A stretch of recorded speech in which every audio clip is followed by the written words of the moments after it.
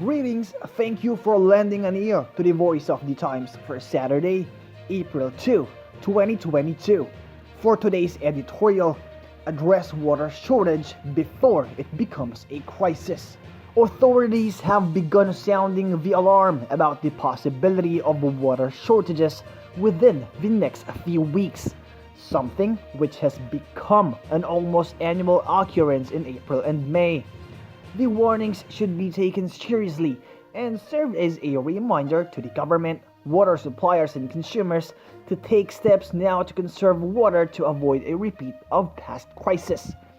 As of Thursday, March 31, the level of the Angat Reservoir, the primary source of water for Metro Manila, was at 190.94 meters, down from 192.75 meters a week earlier and 15.36 meter lower than the same time a year ago.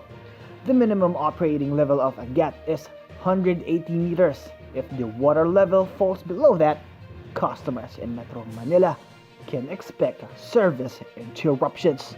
To address the low water level, the agencies concerned have already taken aggressive steps for which they ought to be commended. The Manila Waterworks and Sewerage System and the Philippine Atmospheric, Geophysical, and Astronomical Services Administration have been carrying out cloud seeding operations over the Angat watershed since last week. Cloud seeding is a method of triggering rainfall by spraying fine particles of silver iodide in cloud formations using aircraft. As fantastic as it sounds, the method does work, but its effectiveness is limited by the amount of moisture in the atmosphere. The National Irrigation Administration, on the other hand, has preemptively cut water allocations for crop irrigation in Bulacan and parts of Pampanga supplied by the Bustos Reservoir, which is fed by Angat. The total water allocation of 40 cubic meters per second. The flow rate of water through the Bustos Dam into the irrigation distribution system at the beginning of the dry cropping season has been cut to just 14 cubic meters per second. Although there are no reports yet that crop production has been adversely affected, the cut in water allocation will result in that if the situation persists for more than a short period of time. Lacking godlike abilities to cause heavy rainfall for an extended period, these measures are about the limit of what the responsible agencies can do.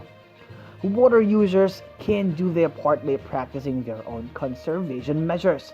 Examples of these are avoiding unnecessary water use for things like washing cars or sidewalks, setting aside water supplies in case there is a service interruption, and reducing the flow from supply valves. The latter step is often overlooked but can have a significant effect. By closing the supply valve, either the main valve at the water meter or individual valves that supply water to sink and toilet fixtures, by just a slight amount, a typical house can save a cubic meter or more of water without noticeable effect on water pressure. All of the above, however, are only short-term measures. In order to ensure water security for the long term, broader steps must be taken. Foremost among these, of course, is the creation of new water supplies, and key to this is the resolution of disputes that have delayed the Kaliwa Dam project. Beyond that, greater efforts to preserve existing water supplies should be pursued. Taking better care of lakes and rivers is not only critical for flood control and general environmental health, but can also provide more potential sources of water supplies. Laguna de Bay, for example, could provide a great deal more than it does if it were not for pollution of the lake, much of which is carried into by the streams that feed it. Reforestation is also an important part of water management. Forested slopes, besides serving as carbon sinks to alleviate harmful emissions, prevent erosion that can clog water supplies. Customers whose supplies are distributed by the La Mesa Dam can certainly relate to this.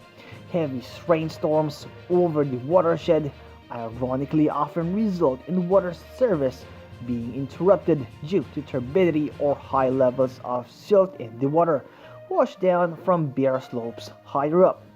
Care should be taken, however, to avoid monoculture reforestation, which can have other unintended effects on the ecosystem. And that's the editorial for Saturday, April 2, 2022. For more news and information, get a copy of the Manila Times on print, subscribe to its digital edition, or log on to www.manilatimes.net. Follow us on Twitter, Facebook, or Instagram, and listen to the voice of the Times.